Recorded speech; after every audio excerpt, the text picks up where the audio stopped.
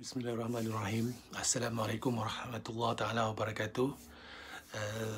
Saudara-saudari, tuan-tuan dan puan-puan, ibu-ibu, bapa-bapa yang saya hormati sekalian. Saya Masa Bayu. Alhamdulillah saya dapat sekali lagi ke udara. Walaupun saya tak begitu sihat sebenarnya, untuk makluman tuan-tuan dan puan-puan, sampai 2 bulan saya agak dalam keadaan yang sangat lemah kerana saya menghadapi satu situasi yang menyebabkan fizikal saya lemah, dan saya hadapi keadaan yang sangat mencabarlah secara fizikal sepanjang perjalanan hidup saya. Kali ini saya mengalami satu keadaan yang agak serius, tetapi Alhamdulillah, kerana dengan rahmat daripada Allah dan kesembuhan datang daripada Allah, maka saya telah pun dapat pulih sepenuhnya lah. Nak kata sepenuhnya tu ialah hampir sepenuhnya, dan saya dapat kembali untuk meneruskan usaha-usaha yang sebenarnya masih banyak lagi yang belum dapat diselesaikan, tapi dah ada yang menantilah beberapa perkara yang perlu saya lengkapkan proses-prosesnya. Jadi tuan-tuan dan puan-puan, sebagaimana biasa, saya akan sentiasa cuba untuk membawa topik-topik yang boleh kita fikirkan sama-sama dan dapat kita mengupas atas praktikaliti hidup kita dan atas situasi yang sebenarnya begitu banyak lagi yang kita tidak ketahui. Namun dalam masa kita tak ketahui itu tadi, kita harus memahamkan diri kita bahawa perlu ada usaha yang berterusan, perlu ada ketelusan di dalam kehidupan kita untuk mencari realiti. Walaupun kita rasa kita tak tahu, tetapi hakikat daripada tidak tahu itulah, maka kita perlu berusaha lagi untuk mencari pengetahuan-pengetahuan yang masih banyak di sekeliling kita, yang perlu kita explore, yang perlu kita terokai dengan berlandaskan kepada Al-Quran dan Sunnah junjungan besar kita Nabi Muhammad SAW. Jadi saya hari ini ingin menyentuh sekali lagi tentang persoalan akhir zaman, kerana itulah topik-topik yang kerap diminta oleh ramai sahabat-sahabat, kawan-kawan saya, pelajar-pelajar, student-student saya yang tak putus-putus berhubungan saya untuk mendapatkan satu penjelasan daripada diri saya sendiri tentang apa juga perkara dengan akhir zaman ni, dengan secara yang scientifically, practicality, yang ada bersandarkan kepada fakta yang jelas daripada Al-Quran, bersandarkan daripada sunnah junjungan besar kita Nabi Muhammad SAW.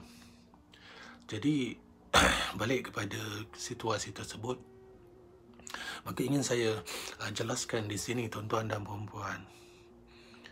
Bila kita bercerita tentang akhir zaman, sebagaimana dalam video-video saya yang sebelum-sebelum ni, kita akan berbalik kepada watak utama dalam kisah akhir zaman, iaitu tetap berbalik kepada yang hak dengan yang batil. Jadi kita bercerita tentang watak Imam Mahdi, kita bercerita tentang lawannya ataupun watak yang sangat mengerikan, yang sangat menakutkan kita di akhir zaman, iaitu Dajjal, laknatullah, yang akan menjadi perbincangan-perbincangan kita ataupun kupasan kita yang berterusan, InsyaAllah, selagi saya ada keupayaan, kapasiti, ada kesihatan yang dapat mengizinkan saya untuk terus memberikan pendedahan yang boleh diambil sebagai satu input kepada semua. Okey, kita ambil pendekatan ataupun penjelasan itu secara sudut pandang alam teologi. Bila saya sebut saja alam teologi, kepada yang dah biasa mengikuti program ataupun video saya akan memahamilah. Kepada yang masih baru ataupun baru pertama kali menonton video saya ini, bolehlah lihat kepada topik-topik yang sebelum ini untuk memahamkan apakah yang saya masukkan dengan alam teologi. Pendekatan kita memahamkan tentang hukum alam, alam semesta, tentang hukum manusia yang telah dipersempurnakan oleh Allah Subhanahu Wa Taala. Okey, balik kepada kisah kita hari ini. Apa yang akan berlaku Tutupinya apa akan berlaku di akhir zaman apabila datangnya Imam Mahdi ataupun adanya Imam Mahdi. Ini perkara yang paling dasar yang perlu kita fahamkan terlebih dahulu. Sebab kita nak tahu, dan ramai yang bertanya dan ramai yang beritahu kepada saya, Pal, saya nak jadi pihak yang sentiasa berada di saf Imam Mahdi, nak berada di belakang dia. Kalau dapat jinjingkan beg yang letak kasut dia pun, Pal, alhamdulillah. Walaupun duduk di saf yang 30 ke yang 100 ke berapa jauh sekalipun, asalkan saf itu sebenarnya menyambung akhirnya ke depan, di depannya imam dia adalah Imam Mahdi. Jadi apa pun kedudukan dia, saya nak di situ, Pal. Dan itu juga yang diinginkan oleh pasti tuan-tuan dan perempuan semua. Kita nak jadi pengikut kepada Imam Mahdi, kerana kita tidak mahu menjadi pengikut kepada Dajjal. Jadi jika itulah impian kita dan impian tuan-tuan dan perempuan, dan pasti itu adalah impian saya sendiri, maka saya ingin berkongsi dengan tuan-tuan dan perempuan daripada sudut pengkajian yang telah pun dikupas, telah pun diperhalusi dengan begitu tersusun oleh saya dalam perjalanan-perjalanan yang sebagaimana yang saya terangkan sebelum ini tentang Imam Mahdi. Tuan-tuan dan perempuan, kita nak memilih. Kita diberikan pilihan untuk berada dalam kelompok Imam Mahdi. Tapi soalannya di sini, tuan-tuan dan perempuan, sebagaimana yang saya selalu mengatakan dulu, cerminan kepada Imam Mahdi adalah junjungan besar kita Nabi Muhammad SAW. Maka tuan-tuan dan perempuan, apabila kita ingin menjadi umat Muhammad, nak menjadi pengikutnya, maka kita kena melihat perjalanan Nabi Muhammad SAW di awalnya. Posisikan diri kita pada zaman di mana Rasulullah SAW mulakan dakwah beliau tentang Islam. Zaman adanya Saidina Abu Bakar contohnya, adanya Saidina Ali, Saidina Umar, ada Ammar Yasir, ada Saidina Bilal, dan ramai lagi sahabat-sahabat permulaan pada perjalanan Rasulullah, untuk kita memahamkan perjalanan akhir zaman bersama Imam Mahdi. Tuan-tuan dan perempuan, apa pun yang kita nak laksanakan dalam hidup kita, mesti permulaan dia ada pengetahuan. Maka pengetahuan itu mesti ada satu formula yang khusus.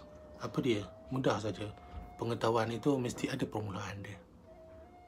Maka permulaan kepada perjalanan cerita kita akhir zaman mesti ada awal zaman. Perjalanan kepada menceritakan tentang realiti Islam ada pada permulaan junjungan besar kita Nabi Muhammad SAW. Maka itu, tuan-tuan dan perempuan, akhir zaman yang kita ada pada hari ini mempunyai titik yang sama, permulaan zaman, kepada segala perjalanan hidup manusia, kepada segala perjalanan realiti manusia, iaitu nukleusnya sebaik-baik manusia, semulia-mulia manusia, yakni junjungan besar kita Nabi Muhammad SAW. Maka itulah yang perlu kita lihat, halusikan sirahnya, halusikan perjalanan hidupnya. Maka di akhir zaman kita akan dapat memahami bagaimana perjalanan Imam Mahdi. Jika kita lihat pada perjalanan junjungan besar kita Nabi Muhammad SAW, tuan-tuan dan perempuan, Rasulullah sampai membawa diri dia panjat bukit, panjat gunung, sehingga berada di dalam satu tempat ruang yang kecil, yang gelap, tempat yang tinggi, pinggiran tebing gunung, namanya Gua Hira. Baginda membawa diri daripada kerajaan masyarakat pada masa tersebut.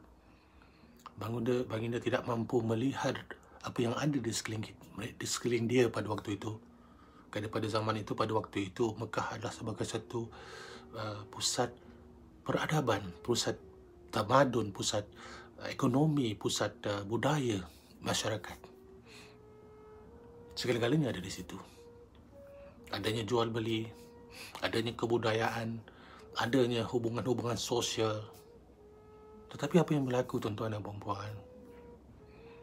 Rasulullah bawa diri dia, tinggalkan masyarakat tersebut.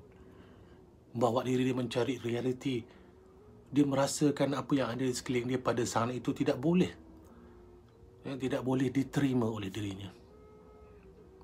Pada saat yang mana masyarakat pada waktu itu adalah satu kebiasaan, satu norma-norma yang diterima secara umum. Tak ada satu pun yang bertentangan daripada apa yang dilaksanakan itu sebagai sesuatu yang asing kepada masyarakat tersebut.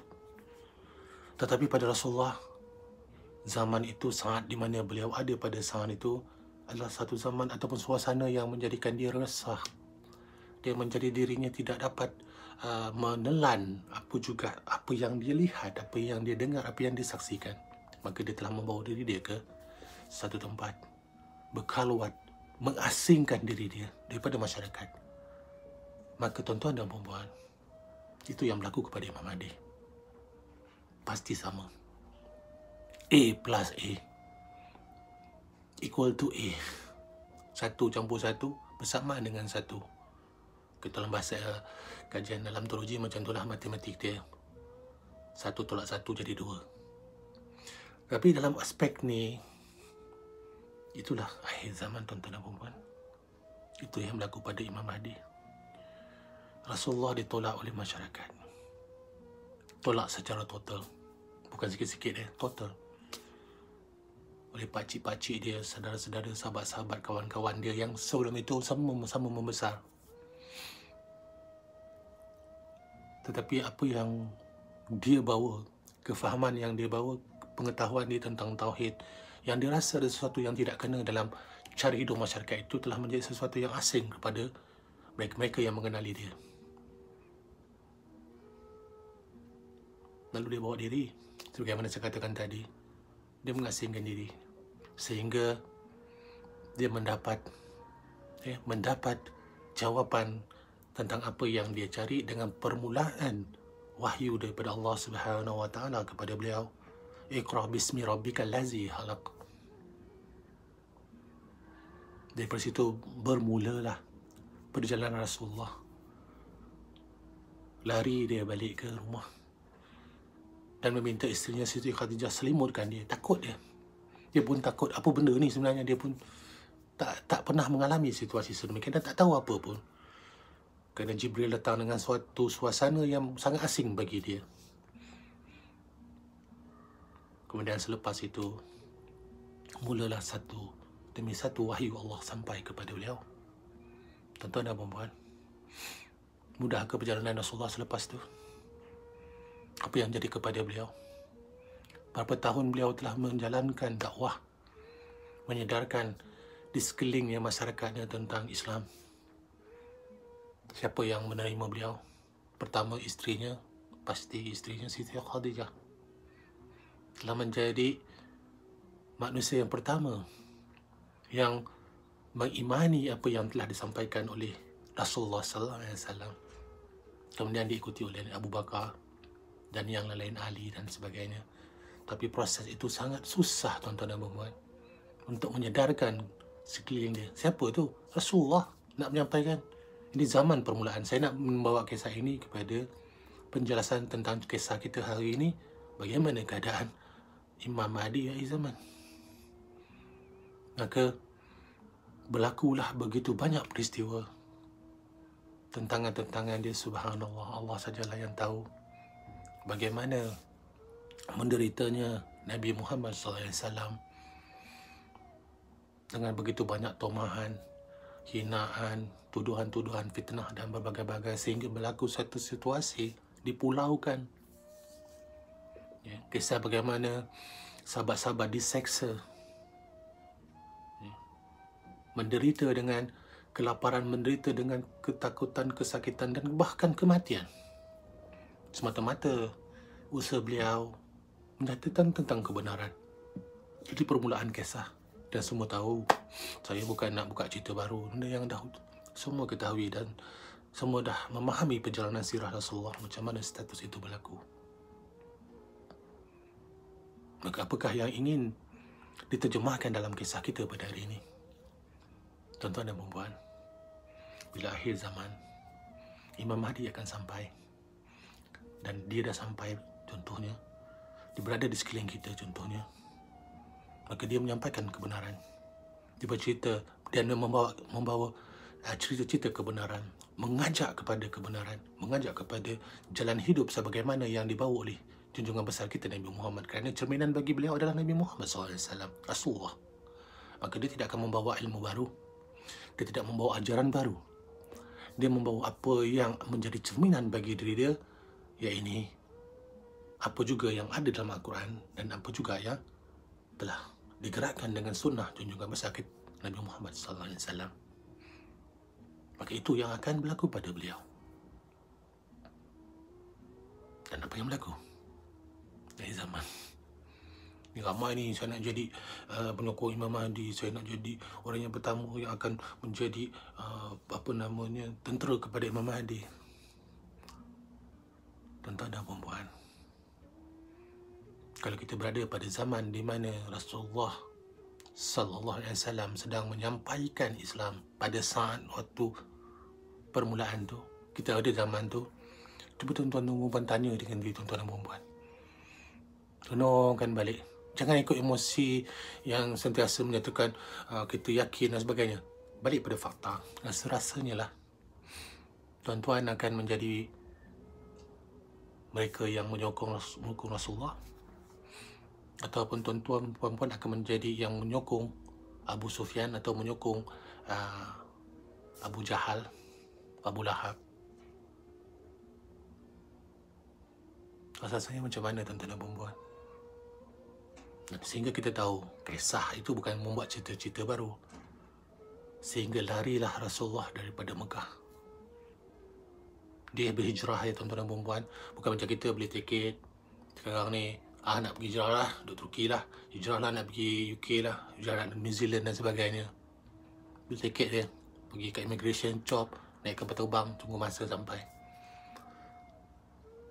Tetapi hijrah dia dengan melarikan diri waktu malam, dengan mengadakan suatu sasiah supaya dapat lepas daripada kepungan, melarikan diri daripada Mekah. Apa maksud di sini tuan-tuan dan puan-puan? Menyelamatkan diri dia. Dan Sayyidina Abu Bakar menjadi teman perjalanan dia untuk membawa diri keluar daripada ancaman, keluar daripada keadaan yang akan mengancam nyawa dia dan mengancam segala-gala yang ada pada dirinya. Sampai dah maksimum dan Allah perintahkan dia untuk melakukan hijrah. Dan di situ perjalanan sampai ke Madinah. Apa yang saya nak katakan di sini, benar ada hijrah. Tapi hijrah yang macam mana? Dia kejar tentera musuh. Kan banyak kan kisah tu. Tapi Allah lindungi beliau. Masuk dalam gua laba-laba dan sebagainya. Kisah tu tak perlulah saya nak ulang-ulang lagi. Cuma saya nak memahamkan tuan-tuan dan puan-puan, begitu sukarnya junjungan besar kita membawa perjalanan untuk membawa Islam itu di atas muka bumi. Tempat di mana dia dilahirkan, tempat di mana dia dibesarkan, di mana dia biasa dengan tempat tersebut, kampung halaman dia. Dia dibuang, ditolak, dikatakan gila, dikatakan sesat, dikatakan orang yang tak betul, macam-macam. Maka inilah balik kepada kisah kita tentang Imam Mahdi. Dia akan dikatakan gila, dia akan dikatakan sesat, dia katakan pembawa sihir, dia dikatakan penentang, bahkan mungkin dikatakan sebagai pengganas dan sebagainya. Jadi rasa-rasanya tuan-tuan dan puan-puan mampu ke nak ikut? Berani ke nak jadi pengikut dia pada saat dia dilabelkan sebagai orang sesat ke contohnya? Mungkin dia dah dilabelkan orang gila ke contohnya. Dia dah dilabelkan sebagai manusia yang membawa kehancuran ke contohnya. Kerana itu yang berlaku kepada junjungan besar kita Nabi Muhammad SAW pada permulaan dia. Maka permulaan akhir zaman meletakkan posisi Imam Mahdi. Itu yang akan dihadapi. Dia bukan akan datang dalam keadaan duduk di depan tuan-tuan dan puan-puan, duduk atas pentas, memberikan ceramah, memberikan motivasi dan sebagainya dengan cerita-cerita yang membawakan keindahan dan dia diterima ramai oleh semua pihak, kemudian dinaikkan pangkatnya, dinaikkan kedudukannya menjadi pemimpin. Bukan itu yang akan berlaku kepada Imam Mahdi di akhir zaman. Dia akan turun daripada langit sampai, kemudian dia akan dibaiat dengan semua orang, akan jadi pemimpin. Tuan-tuan dan puan-puan, adakah itu yang berlaku kepada Rasulullah zaman dia, waktu dia? Tuan-tuan dan puan-puan, tidak ada manusia yang lebih mulia akhlaknya, tidak ada manusia yang lebih tinggi derajatnya. Wa imam siapa sekalipun daripada perjalanan lahirnya, wujudnya Nabi Allah Adam alaihi salam, sampailah kepada kita, sampailah segala-gala manusia dihimpunkan zaman berzaman. Tidak ada satu pun manusia, kita himpunkan semua sekalipun, yang melebihi kemuliaan yang telah Allah letakkan kepada satu hamba Allah, yang dinaikkan derajat dia sebagai penghulu kepada sekalian para nabi, para rasul, yakni Rasulullah sallallahu alaihi wasallam, Nabi Muhammad sallallahu alaihi wasallam. Kemuliaan yang dia miliki, derajat yang dia ada. Maka akhir zaman, tuan-tuan dan puan-puan, Imam Mahdi adalah manusia yang dimuliakan oleh Allah, tetapi pasti wajib kemuliaan bagaimana sekalipun yang dia miliki, cerminan dia adalah Rasulullah. Tuan-tuan dan puan-puan, tidak ada manusia lain yang dapat menjunjung, yang menerima sebesar-besar mukjizat, sehebat-hebat mukjizat, yakni Al-Quran, kalam Allah. Tidak ada Nabi, tidak ada Rasul lain yang dapat menjunjung sebesar-besar mukjizat, yakni kalam Allah sendiri, melainkan hanya seorang manusia saja. Maka di sini untuk bagi faham, buka diri, buka minda sikit. Jangan terlalu sangat taksub dengan benda-benda yang tidak jelas. Balik kepada cerita yang jelas daripada perjalanan sunnah Rasulullah, perjalanan hidupnya, dan apa yang beliau pegang, Al-Quran. Maka akhir zaman, Imam Mahdi menjalani perhidupan sebegitu. Kita rasa kita nak jadi, kita nak akan bersungguh-sungguh menangis-nangis, kita akan jadi salah seorang pengikut, dia akan menjadi orang yang akan menjunjung beliau. Tapi tanpa kita sedar, ataupun mungkin kita sedar tapi kita tak berani, kita akan menjadi orang yang menentang beliau sehebat-hebatnya. Kita telah jadi orang yang sepatutnya menjunjung ataupun menyempurnakan tugasan beliau, tetapi kita tanpa kita fahami, kita telah menjadi orang yang menentang usaha beliau. Kita tahu, tuan-tuan dan puan-puan. Maka itulah persoalannya tadi daripada awal. Kita nak jadi pengikut atau kita nak menjadi musuh kepada Imam Mahdi.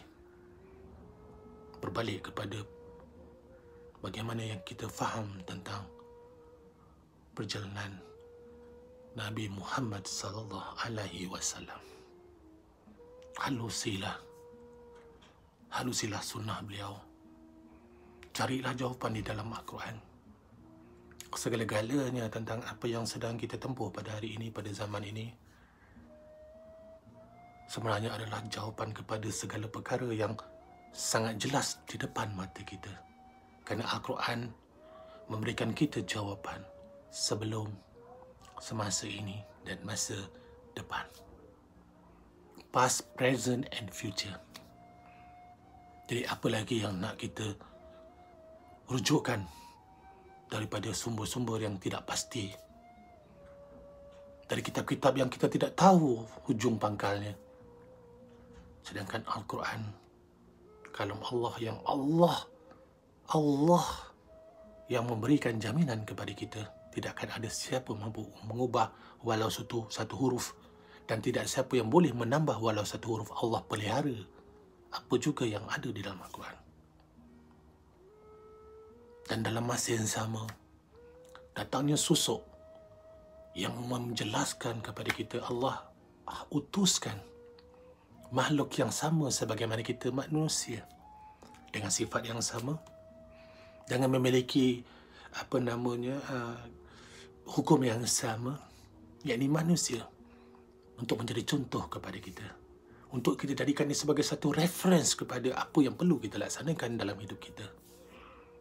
Maka di situ datangnya junjungan besar kita Nabi Muhammad SAW. Maka di situlah persoalan sunnahnya haruslah kita fahami, kerana sunnah dia tetap tertakluk kepada apa yang dia terima sebagai satu ketetapan, apa yang dia terima sebagai satu formula, apa yang beliau terima sebagai satu jawapan kepada setiap pelaksanaan hidupnya. Sunnah dia, yakni apa juga yang dia lakukan, yang ingin dia lakukan, yang perlu dia lakukan, segala-galanya berpaksikan kepada Al-Quran. Tanpa Al-Quran, Rasulullah tidak memiliki apa-apa, tuan-tuan dan puan-puan, macam kita.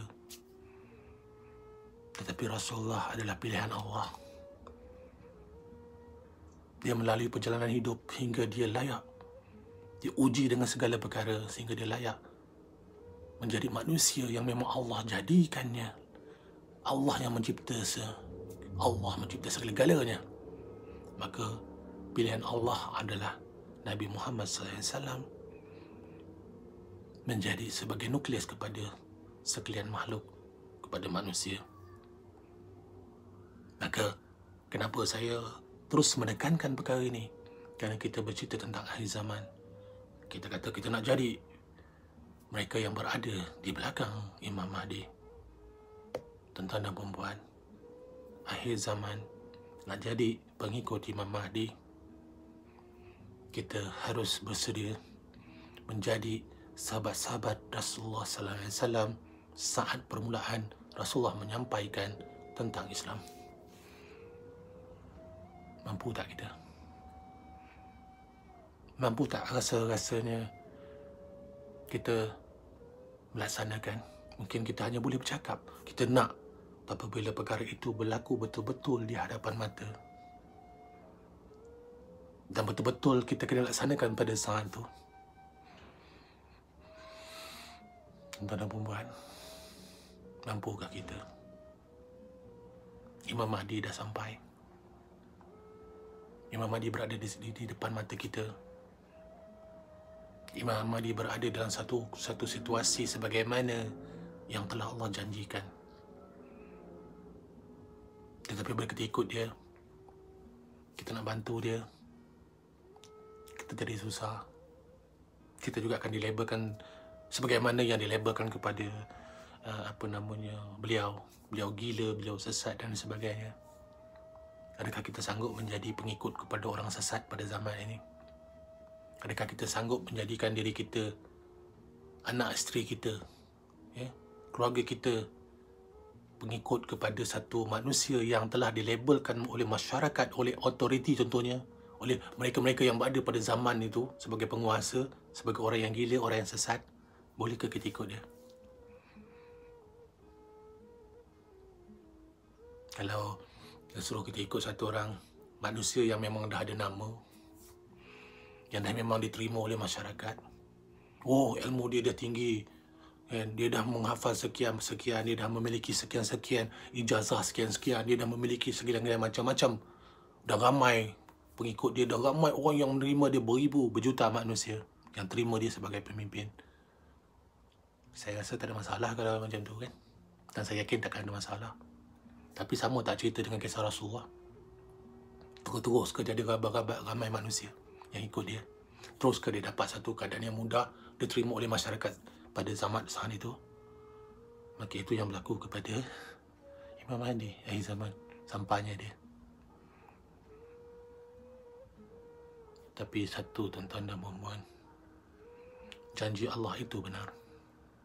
Maha benar, Maha suci Allah Subhanahu wa Ta'ala atas apa yang telah beliau nyatakan dan tetapkan di dalam setiap perkara kepada perjalanan hamba-hambanya dan sekalian alam semesta. Apakah maksudnya di sini? Sebagaimana siang yang akan pergi dengan sendirinya apabila datangnya malam, dan sebagaimananya malam akan pergi dengan sendirinya apabila datangnya siang, maka begitulah yang akan berlaku di dalam perjalanan yang telah Allah tetapkan. hukum yang tidak akan mampu dirubah. Tuan-tuan dan puan-puan, berbagai-bagai usaha yang dilakukan oleh orang-orang kafir untuk menghentikan, untuk memusnahkan usaha baginda Rasulullah SAW sehingga berlaku peperangan-peperangan yang mengorbankan sahabat-sahabat dan mengorbankan begitu banyak jiwa. Berbagai usaha yang dilakukan untuk menjatuhkan dan memusnahkan segala perkara yang cuba dilaksanakan oleh Nabi Muhammad SAW. Tapi kerana janji Allah, kerana peliharaan daripada Allah, akhirnya tuan-tuan dan puan-puan, baginda telah kembali ke Mekah untuk membebaskan daripada masyarakat yang pada satu waktu dulu adalah pemimpin, penguasa yang akhirnya ditundukkan oleh Rasulullah setelah melalui satu proses yang panjang, setelah berlakunya penghijrahan, peperangan dan sebagainya. Apakah maksudnya di sini? Apabila datang yang hak, maka yang batil tidak akan dapat mampu menghalangnya. Maka akan berlakulah perkara yang sama kepada Imam Mahdi, tuan-tuan dan puan-puan. Himpunlah masyarakat dunia, pemimpin penguasa dunia, sebagaimana kisah Rasulullah dalam kisah di Mekah.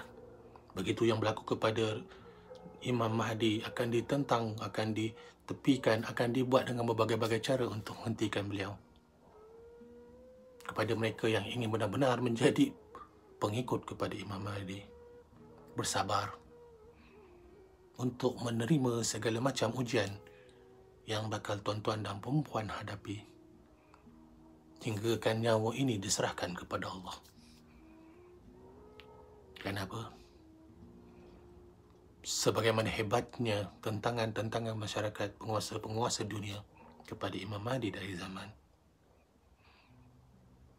beliau tidak akan dapat dihalang daripada menegakkan kebenaran, walaupun beliau dengan dirinya sendiri sahaja. Kenapa? Kerana di belakangnya, di sekelilingnya adalah Allah Subhanahu Wa Taala. Jika dia gila, jika dia sesat pada mata manusia, dia adalah manusia yang sangat terang hatinya, sangat jelas jiwanya, dan sangat dekat hubungannya dengan Allah Subhanahu Wa Taala. Dia dilihat gelap, walau seluruh masyarakat dunia melihatnya pada saat itu sebagaimana Rasulullah dilihat gelap pada zamannya oleh masyarakat kaum-kaum kafir Quraisy, maka Imam Mahdi dilihat sedemikian oleh penguasa yang tidak mahu beliau menjadi pemimpin. Tapi yakinlah pada janji Allah, Imam Mahdi akan menjadi pemimpin walaupun satu hari. Dia akan menjadi pemimpin yang menegakkan kebenaran, yang akan membetulkan semua kebincangan-kebincangan yang ada di seluruh muka bumi. Sebagaimana yang telah dilaksanakan oleh Rasulullah SAW, membebaskan masyarakat-masyarakat Arab daripada sifat-sifat kebatilan-kebatilan, sifat-sifat yang penuh dengan kerosakan jiwa, kepada masyarakat yang membina peradaban, yang membina tamadun, yang membina begitu banyak cabang-cabang ilmu zaman berzaman berlalu. Maka tuan-tuan dan puan-puan, itulah yang akan ditempuhi oleh Imam Mahdi di akhir zaman. Maka macam mana persoalan dia? Tuan-tuan dan puan-puan dah bersedia ke mengorbankan segala-gala yang menjadi suatu kebiasaan hari ini? Boleh ketinggalkan? Bolehkah tinggal makanan-makanan yang menjadi kesukaan kita? Bolehkah meninggalkan suasana-suasana hari ini yang menjadi kebiasaan kita? Kerana tuan-tuan dan puan-puan, sesungguhnya Imam Mahdi tidak memerlukan kita. Kerana Imam Mahdi dah ada Allah Subhanahu Wa Taala. kita yang memerlukan beliau. Kita yang memerlukan bimbingan beliau. Sebagaimana kita sangat-sangat berhutang kepada junjungan besar kita Nabi Muhammad sallallahu alaihi wasallam, hutang kita kepada beliau yang telah pun membuka jalan mengenalkan kita Islam dalam kehidupan. InsyaAllah, semoga sesi kita pada hari ini dapat melepaskan rindu kita sesama kita, rindu saya kepada tuan-tuan dan perempuan, rindu tuan-tuan perempuan kepada cerita-cerita saya ni. Nama dah hafal, masa bayu tak berkarya. Saya semakin tua tuan-tuan dan perempuan, tapi dalam tua tu saya sakit, jadi saya semakin berkurangan. Dia tengok wajah saya pun dah cengkung sikit, kurang sampai 11 kilo. Tetapi saya tetap dalam saya sakit ke, alhamdulillah Allah berikan kesihatan sedikit ini. Tetap biarlah mati saya, hidup saya, dalam apa juga yang saya laksanakan, lillahi ta'ala, kerana Allah subhanahu wa ta'ala, kerana cinta kepada junjungan besar Nabi Muhammad sallallahu alaihi wasallam, kerana saya inginkan keselamatan kepada hidup saya di dunia dan akhirat, dan juga kepada semua keluarga-keluarga anak saya, isteri saya, sahabat-sahabat saya. Dan semoga Allah menerima doa ini, menjadikan saya salah seorang sahabat kepada Imam Mahdi, menjadikan saya salah seorang kepada pengikut kepada Imam Mahdi, menjadikan saya salah seorang paling tidak pun yang dapat menjinjing beg kasut Imam Mahdi. Alhamdulillah. Jauhkanlah saya daripada menjadi manusia yang sombong, manusia yang bersangka-sangka melakukan kebaikan tetapi sebenarnya yang merosakkan perjalanan-perjalanan yang telah dijadikan sebagai suatu landasan yang sangat indah oleh Rasulullah SAW kepada kita, menjadi manusia yang telah merosakkan segala keharmonian yang sepatutnya terbina sampai pancarannya menuju kepada syurga Allah. Kita menjadi manusia yang merosakkan hubungan sesama manusia. Ya Allah, janganlah kita jadikan golongan yang menjadi pengikut kepada Dajjal Allah. Jadikanlah kita kepada pengikut Imam Mahdi yang akan menjadikan kita manusia yang sangat-sangat beruntung bertemu dengan junjungan besar kita Nabi Muhammad SAW, yang dapat masuk ke syurga Allah yang kekal selama-lamanya, dan menjadikan kita manusia yang sentiasa merasa serba-serbi kekurangan tetapi tidak pernah putus asa dengan rahmat dan kasih sayang Allah Subhanahu wa taala. Salam sejahtera daripada masa bayu, daripada bumi Balkan. InsyaAllah, mudah-mudahan Allah panjangkan usia kita dengan melihat realiti wujudnya suasana di mana kembalinya kita kepada suasana sebagaimana yang telah dibawa oleh junjungan besar Nabi Muhammad SAW kepada kita. Assalamualaikum warahmatullahi taala wabarakatuh.